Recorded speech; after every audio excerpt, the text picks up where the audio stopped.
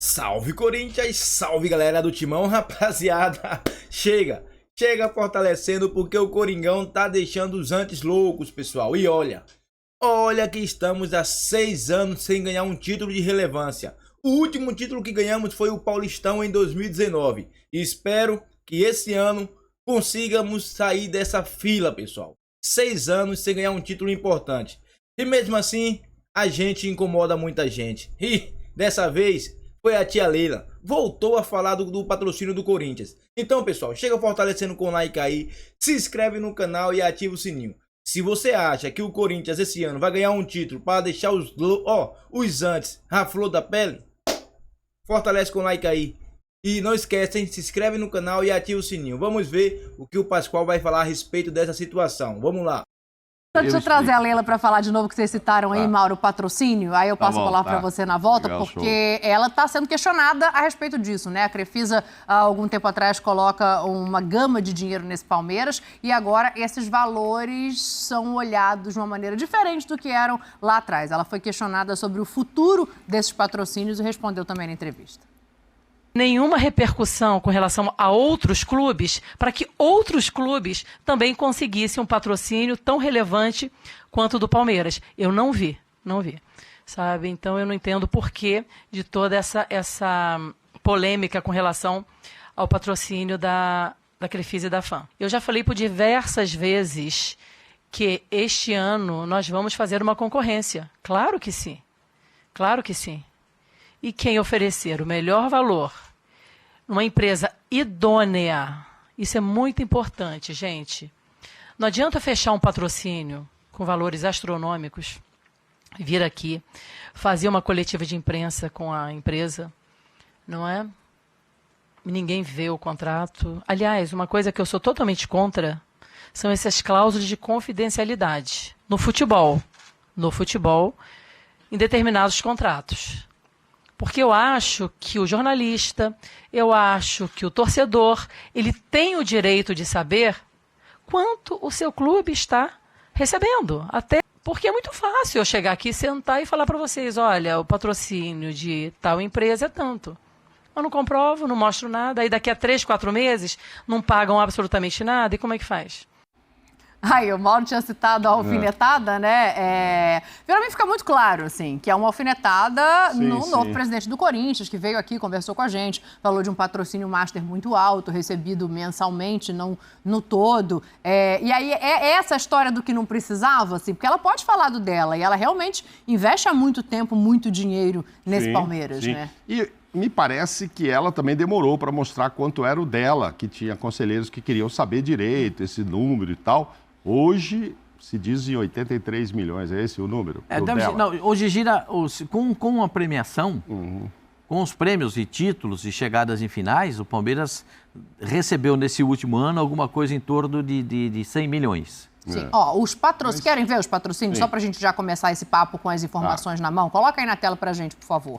Quanto é o patrocínio master de cada uma dessas 10 equipes, né, que estão na tela, só para a gente ter uma métrica de diferença do quanto vale cada camisa hoje. Pegando ali, né, a VaideBet é a patrocinadora master do Corinthians, que são 120 milhões. O Flamengo tem outra bet dessas, com 85 milhões de patrocínio master, e a Crefisa hoje, de patrocínio, sem somar essas bonificações que o Pascoal traz, tem 81 milhões. E aí a gente segue, né? O São Paulo já com um valor abaixo, o Vasco da Gama 45 milhões no mês, e aí a gente vai, de patrocínio master, e aí a gente vai vendo até chegar no Santos hoje, na Série B, que tem 22 milhões e meio de patrocínio master na camisa. Só pra gente partir aqui dos valores divulgados pelo clube, né? Pelos clubes atualmente.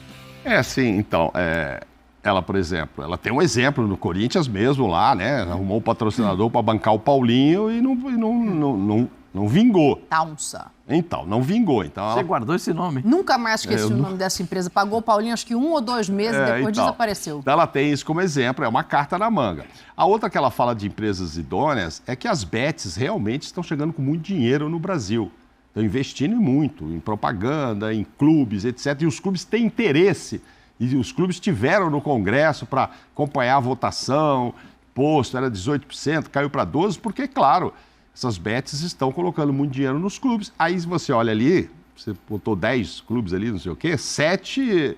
São bets, São bets da vida. Questão... Acho que ela alfinetou e aí os outros até com vontade, deu uma né? alfinetadinha ali, né? Lógico. Mas até para ouvir o Zinho também, eu acho que a grande questão é que existe uma parte do Conselho de Futebol que questiona o aumento desse patrocínio com o passar do tempo, né? Quando a Crefisa entra ali, quando as empresas dela colocam 2015. dinheiro no Palmeiras a partir de 2015, é um valor muito acima de mercado, Zinho. E aí os reajustes... eles vão fazendo com que esse valor seja menos discrepante para as outras patrocinadoras dos outros clubes. E aí eu acho que existem duas maneiras de olhar, né? Uma é assim, será que é injusta essa renovação com tão pouco em cima? A outra é o que a gente está vendo de resultado, é o que a gente vê de futebol. Eu acho que essa questão, ela incomoda muito mais dirigente do que efetivamente quem torce pelo Palmeiras, quem acompanha o Palmeiras. Eu não sei se o torcedor fica incomodado pela vaidade de ver o outro clube, mas assim, tá dando certo, é o que você falou, né? O trabalho dela tem que ser olhado de uma outra maneira também.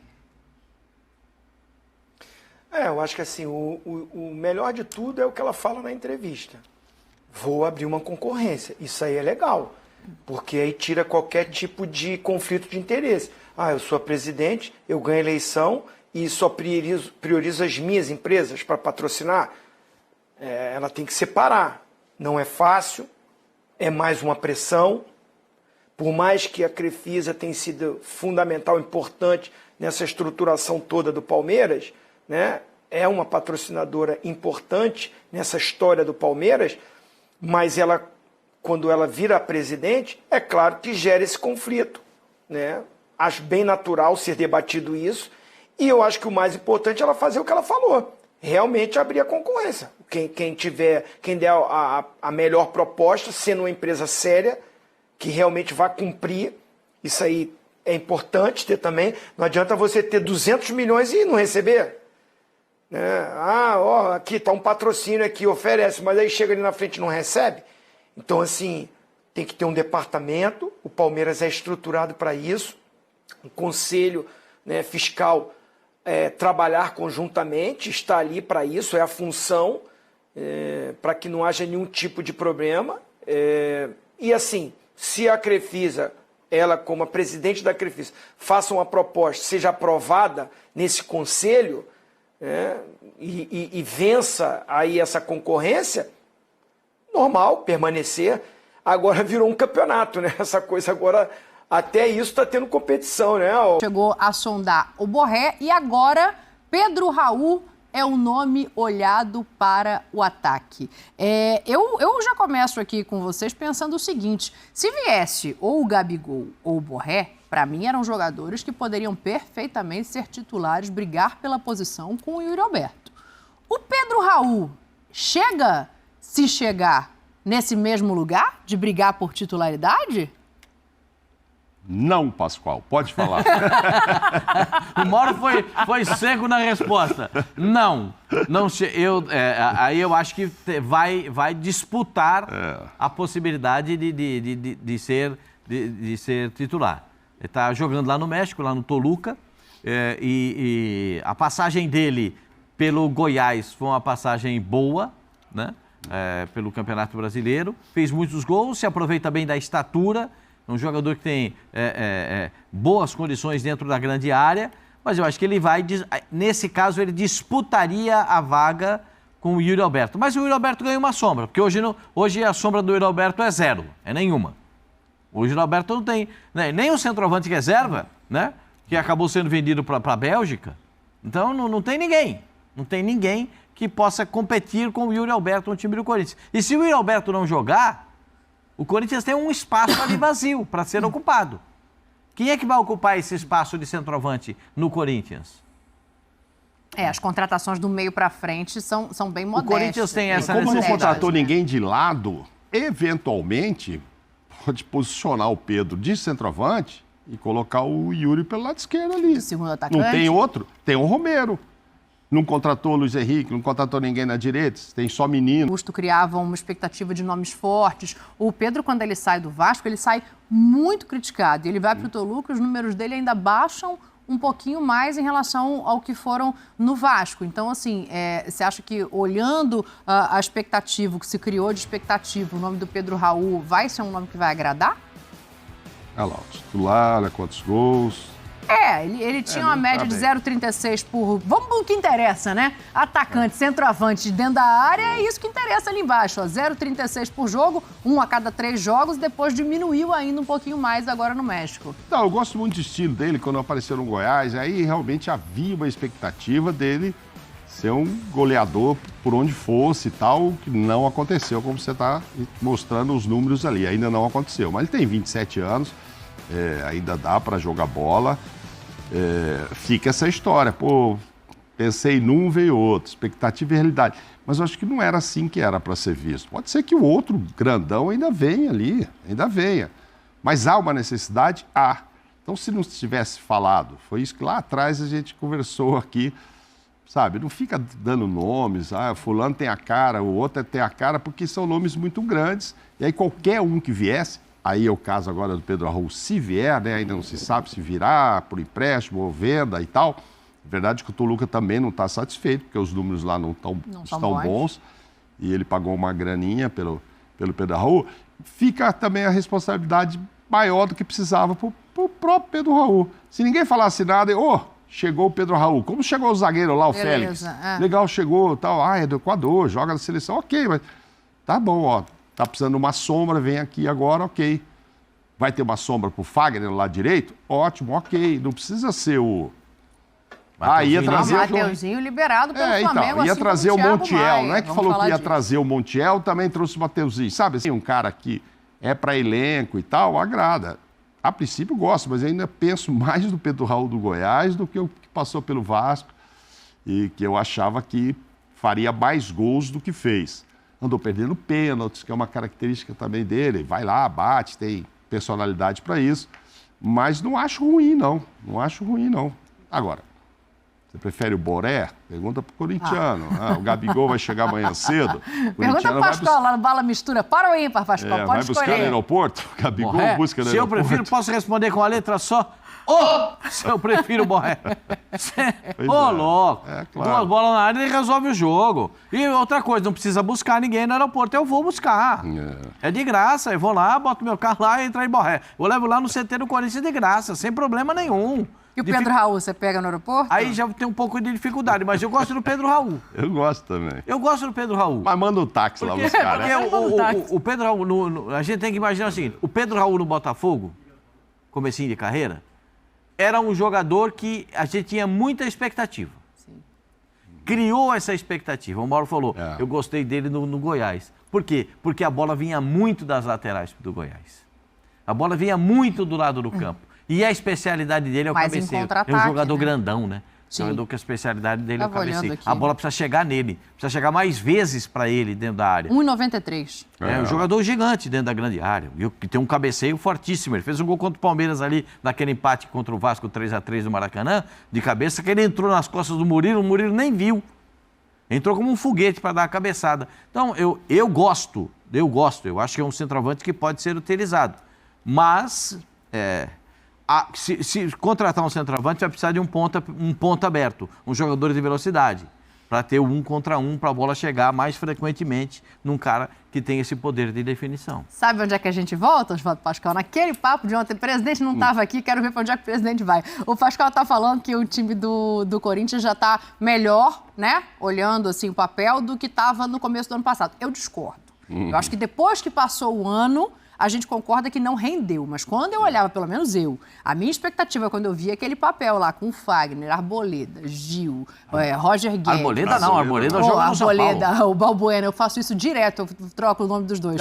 Balbuena, Gil, Fábio Santos, Renato Augusto, Roger Guedes, Yuri. Quando eu olhava esse time no papel, eu tinha uma expectativa de que fosse pelo menos para Libertadores. Aí agora a gente começa a olhar as mudanças, as contratações. Coloca na tela pra gente, por favor. E o que a gente repara? Não sei o quanto isso tem a ver com o DNA do Mano, né? A gente sabe que o Mano gosta de montar os times dele pela defesa. As contratações do Corinthians até aqui, elas estão muito mais fortalecidas, aí, Tetra, na defesa do que Do meio pra frente. Pro meio pra frente agora tem o Garro e a especulação de um atacante. Aí, em compensação, já tem ali 2 zagueiros, tem o Palácios, tem o Hugo, lateral, tem o volante, que é o Ranieri. Então, acho que a gente, olhando esse elenco que está sendo formado, ele já é, Zinho, pra você, um elenco equilibrado pra temporada? Não, tá longe disso, tá longe. Né, assim, recompõe ali a zaga com o Gustavo Henrique que chegou, né, com o Torres, né, com a saída dos jogadores desse setor. O Hugo, né, o lateral, chega ali também, né, porque o Fábio Santos aposenta. Mas a manutenção do Maicon, né, foi anunciado também. O Maicon permanece, fica. Acho que é importante isso ali. Mas precisa olhar para a parte ofensiva, porque foi o que o Corinthians sofreu. O Corinthians tinha um time muito experiente, um time que com a idade alta sentia em alguns momentos, mas as classificações do Corinthians no ano passado se deu muito pelo empenho defensivo. Inclusive foi muito criticado o Vanderlei Luxemburgo, porque o time só se defendia, jogava por uma bola, o Cássio defender pênalti, vamos tentar empatar, vai para os pênaltis, o Cássio pega. Eu vi vários comentários dessa forma. Então, assim, o grande problema não era só a parte defensiva, era o poder de criatividade, porque o Renato Augusto ficou muito de fora, se machucou demais, inclusive teve polêmica do Vanderlei com o pessoal do departamento médico, né?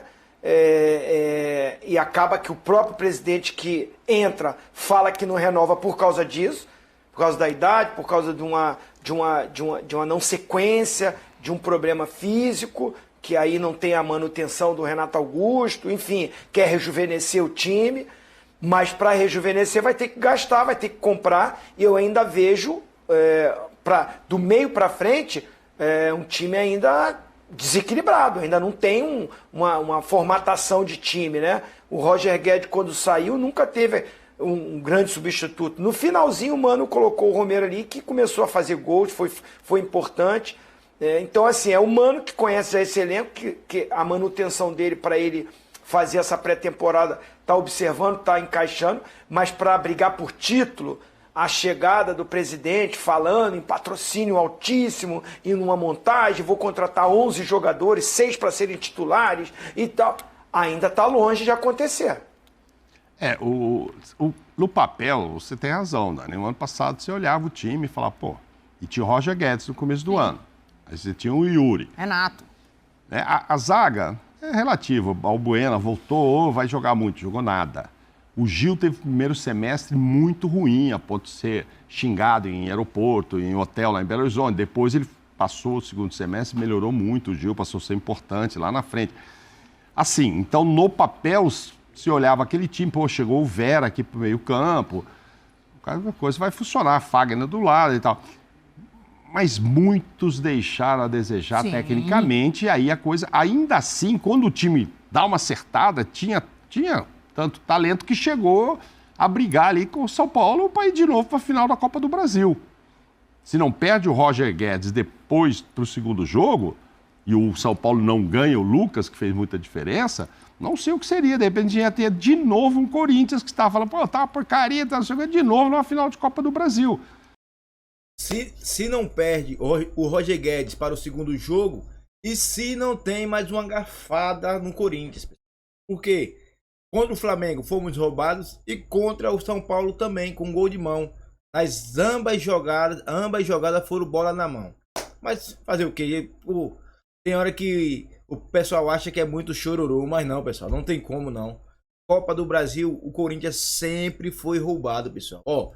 Foi contra o Cruzeiro, foi contra o América, uma vez contra o América que acho que foi o Piton. Se eu não estiver enganado, foi o Piton correndo de costa assim, a bola bate na mão, ele de costa pra bola e os caras deram o pênalti. Se eu estiver enganado, comente aí, foi o Piton? Foi o Lucas Piton? Comente aí que eu não lembro o jogador exato não, mas lembro que foi contra o América Mineiro. Contra o Cruzeiro, aquele golaço que o Pedrinho fez e marcaram falta. Contra o Flamengo e contra o São Paulo. Sempre na Copa do Brasil. Pessoal, Corinthians precisa contratar do meio em diante? Sim, pessoal, mas não vamos esquecer. O Mano Menezes sabe montar elenco. E o Mano Menezes sempre monta o elenco com jogadores low profile, perfil baixo, jogadores discretos, mas que representam em campo. Vamos esperar para ver, pessoal. Tá chegando o Mateuzinho, tá chegando o Pedro Raul, vamos esperar. Só não esquece que no meio do ano tem outra janela. E também não esquece de fortalecer com like. Fortalece aí com like aí, se inscreve no canal e ativa o sininho, beleza? Um forte abraço a todos, pessoal. Tamo junto. E tia Leila, relaxa, não tu morre do coração.